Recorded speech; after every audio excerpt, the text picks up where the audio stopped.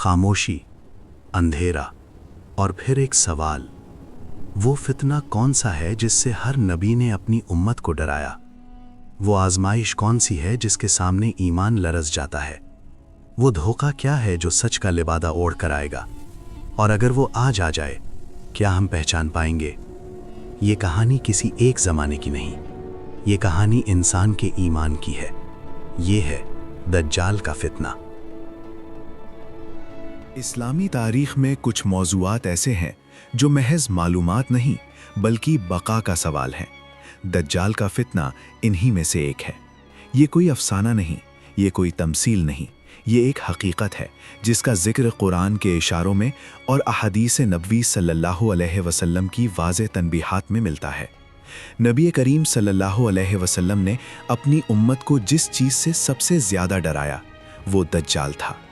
ये डॉक्यूमेंट्री इसलिए नहीं कि आप खौफज़दा हो जाएं, बल्कि इसलिए है कि आप पहचान सकें, कि आप बच सकें, कि आपका ईमान सलामत रहे। इंसान की तारीख आजमाइशों से भरी है। हर दौर में हक और बातिल आमने सामने रहे। हज़रत आदम अलैहिस्सलाम के वक्त से शैतान ने एक ही हरबा इस्तेमाल किया, धोखा, झूठ को सच बनाकर पेश करना। कुरान हमें बताता है कि शैतान ने जन्नत में भी यही किया। अल्फाज मीठे थे, अंजाम तल्ख। दज्जाल शैतान के इसी मिशन की आखिरी और सबसे ख़तरनाक कड़ी है। ये वो फितना है जो तलवार से नहीं, सोच से हमला करेगा। ये ईमान को शक में बदल देगा और यही इसकी सबसे बड़ी ताकत होगी। कोई नबी ऐसा नहीं गुजरा जिसने अपनी कौम को दज्जाल से ना डराया हो। नबी करीम सल्लल्लाहु अलैहि वसल्लम फरमाते हैं, मैं तुम्हें इस फितने से खबरदार करता हूँ जिससे हर नबी ने अपनी उम्मत को खबरदार किया। सोचिए, सदियों का तसलसल, एक ही इंतबाह, ये मामूली बात नहीं। हज़रत नूह, हज़रत इब्राहीम, हज़रत मूसा, हज़रत ईसा, सब ने दज्जाल का जिक्र किया। क्यों? क्योंकि ये फितना आम नहीं, ये ईमान के आखिरी इम्तिहान का नाम है। दज्जाल कोई अलामत नहीं, कोई तसव्वुर नहीं, वो एक इंसान होगा। अहादीस हमें बताती हैं वो एक आंख से काना होगा, उसकी पेशानी पर काफिर लिखा होगा, लेकिन हर शख्स उसे पढ़ नहीं सकेगा। यहाँ सवाल पैदा होता है, अगर लिखा होगा तो लोग धोखा क्यों खाएंगे? जवाब यही है, क्योंकि आंखें नहीं, दिल अंधे होंगे। दज्जाल इल्म के बगैर नहीं आएगा, वो दलील के साथ आएगा, वो करिश्मे दिखाएगा, और यही वो मकाम है जहां ईमान डगमगाता है। दज्जाल के पास गैर मामूली ताकतें होंगी। वो आसमान को हुक्म देगा, बारिश होगी।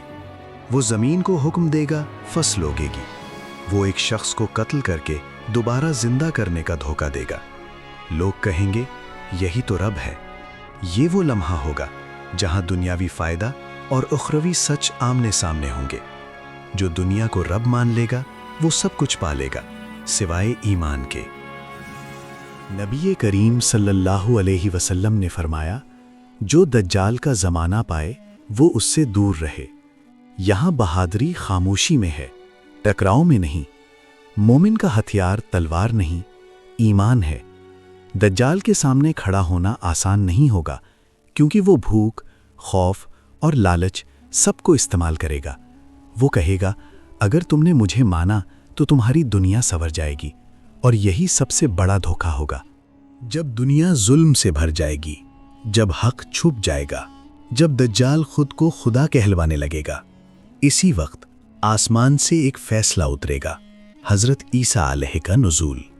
वो दमिश्क के मशरिक़ में सफ़ेद मीनार के पास उतरेंगे। उनके हाथ फरिश्तों के परों पर होंगे।